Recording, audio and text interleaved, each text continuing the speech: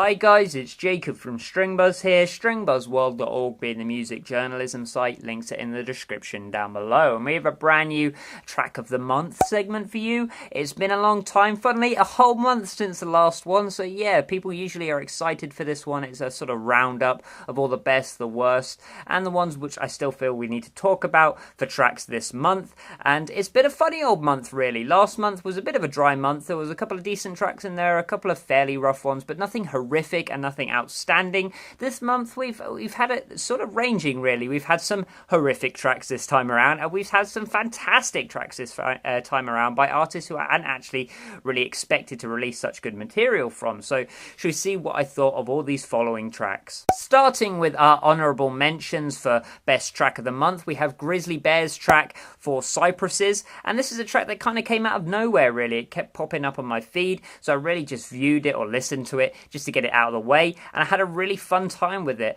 I've never really heard any Grizzly Bear's music before, and now I'm kind of hooked on their music. This track is experimental. It has a very interesting chord progression that keeps developing and evolving throughout the entire track. It has a fantastic vocal performance. It's mixed very well, and the drumming in particular is outstanding on this song. So if you're a drummer or interested in good drumming sequences in more mainstream music, then I definitely recommend this track.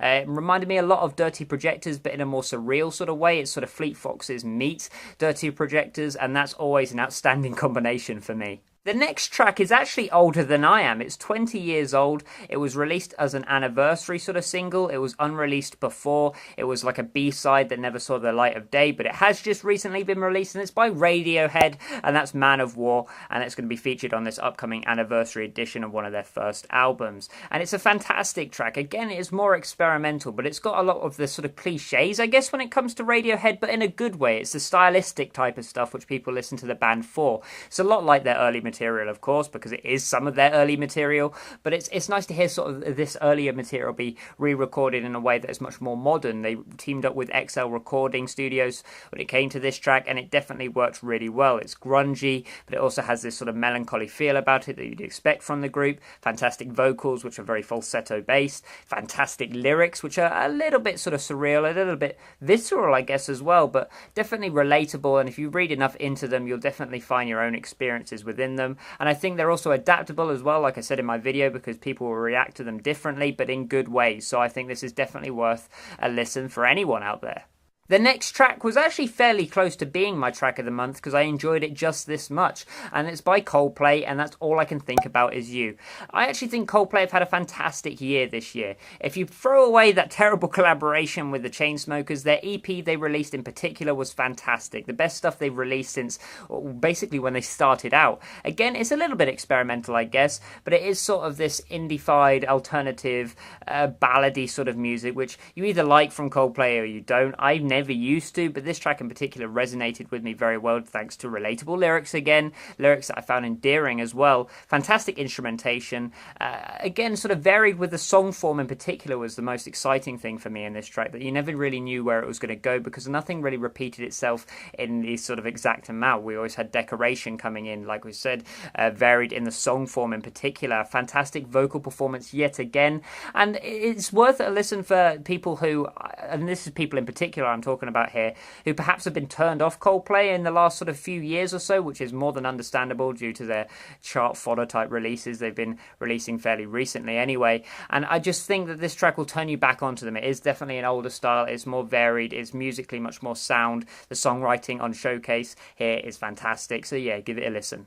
The next artist on this list is actually fairly lucky to get on this list because I didn't actually really like this track that much when I first heard it, but on the replays and the replays again, I really began to really find some satisfaction in this track. It's very enjoyable, it's very easy to listen to, you can flick it on whenever, and it's by Lucy Rose, who's one of my favourite artists. Definitely recommend you check all of her music out. She has an extensive backlog at this point, which is all outstanding, and it's her track No Good At All. Now, it's a lot like Jamie Cullum, if you've ever listened to Jamie Cullum's music, where she incorporates presents this sort of jazzy instrumentation, and this is a much more jazzy type of track for her, considering she is sort of like an aged sort of folk artist in just a younger appearance, I guess is the best way of putting it. Another cracking vocal performance here. The piano tone in this track is fantastic, keeping its slightly percussive nature while sounding subtle, and it really complements the rest of the organic instrumentation, like the strings, the cellos, and all this sort of stuff in there also sounded fantastic. It is a very simple song. It's your regular sort of song form of verse, pre-chorus, chorus, verse, pre-chorus, chorus, bridge, and chorus. So it's not completely simplistic, but it is sort of formulaic in that sense. But it's just really easy to listen to. Like I said, it's some old school type jazzy, fun sort of music, but not too jazzy that it's not accessible. It is just a fun track. The last track on this list is by Miley Cyrus, somebody who you probably didn't expect to actually reach this list, but it's her track Inspired, and it is just that. It's folky country southern music, and it's what Miley Cyrus does best. It's what her vocal tone most suits. For years now, she's been doing these dodgy collaborative efforts with the Flaming Lips that have been hitting 1s, 2s, 3s out of 10 by critics around the globe. The consensus was that she had lost it, that this sort of new pop, abrasive, edgy angle had not worked out for her in the long run, but now she's gone back to this original sound and she sounds better than ever. Fantastic vocal performance. The acoustic guitar in here may be simplistic, but it's so catchy, it's so easy to listen to, it's rustic, it's just really good hearty fun, this track. It's simple, it's like I said, what Miley Cyrus does best, when she's very pure in this track, very untampered with, not manipulated at all. She sings about personal experiences, stuff that is relatable, stuff that you can feel her feeling, if you get what I mean. It seems stylistic of her, it seems right for the time as well. So if you're a fan of Miley Cyrus, definitely check this one out. If you've been turned away from her in previous years, that is more than understandable, but check this track out. The best track of the month, though, for me has to go to Fleet Foxes once again, and it's If You Need To Keep Time On Me. The third time they have won this award in 6 months this year, so that's one every 2 months. But don't worry, they have finally released this album, so hopefully they won't be taking all these spots from everyone else. It'll be a bit more competitive, but I'm afraid of the great tracks on that album, and I really enjoyed the album. They just dwarf all the competition. I am not a dedicated follower of Fleet Foxes. I've never been a super fan of their music either. I've followed them rather plastically. You know, if they released a track which was getting a lot of attention, I'd usually listen to it, but if it was just a normal album, I probably wouldn't give the full album a listen. I'm that far away from it, but this new album has been stellar from start to finish. Every single release that they have released, obviously, has been fantastic in my opinion, and this is the most simplistic of all the tracks as well. We've heard them incorporate medieval instrumentation and have this very traditional style of making experimental music with these crazy time signatures, but whilst also having this crazy amount of instrumentation and all sorts of weird harmonies and all this sort of stuff. But this track is very earthy, it's very organic, it is just a simple acoustic tune, but it's just very easy to listen to and re-listen to, and it showcases, you know, a real maturity from the group, and we've always known that they've had it. But if you can make an acoustic song resonate that much, you know, make something so simplistic, make something which is only based around 2 or 3 different sounds, really be this impactful and really hit you this hard, then you definitely know how to write a song, and this is my favourite track of the month. Now on to everyone's favourite though, and it's worst track of the month, and these are the honourable mentions for that. We'll start with Major Lazer. Major Lazer keep hitting the honourable mentions. One day they're going to win the worst track of the month, and it's going to be soon if they keep up this form. It's Major Lazer featuring Camila Cabello, Travis Scott and Quavo, and that's No Better. Just really generic, simplified chart fodder. I keep coining this term all the time because there was so much of it this month. It was just filling spaces in the chart. People were eating it up for no real reason. There was nothing they could identify that was actually good about it. It was one of the worst releases I've heard from Camila since when she did that terrible collaboration with Machine Gun Kelly, which was actually only a couple of months ago, so she needs to keep up her form as well. Quavo added nothing into this track. Travis Scott's sort of auto-tune vocals, it's pretentious at this point. People try and stick up for this sort of auto-tuned approach, but it is just bad in my opinion. It sounded warbly, and it made the whole mix, which was a tight mix, turn into an absolute thrown together mess. Camila, as I said, put in a really poor vocal performance actually. She added nothing of value into this track, and Major Lazer continue to keep proving why they're some of the worst DJs around at the moment, writing the same tune over and over again, just in different keys.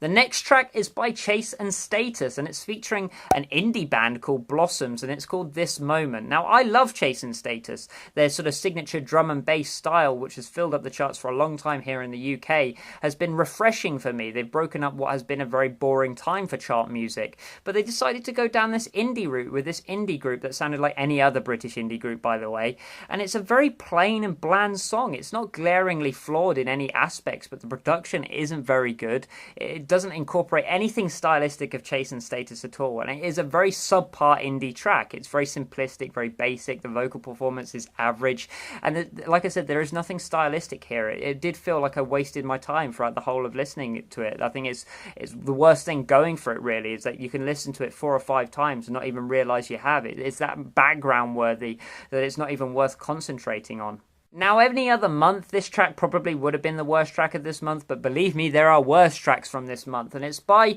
Fifth Harmony featuring Gucci Mane, and that's Down. It is a literal rewrite or a retread of Work From Home. Instead, you take the word work away and you just add down. The vocal performances are all completely subpar. Now, they haven't got Camila Cabello in the group.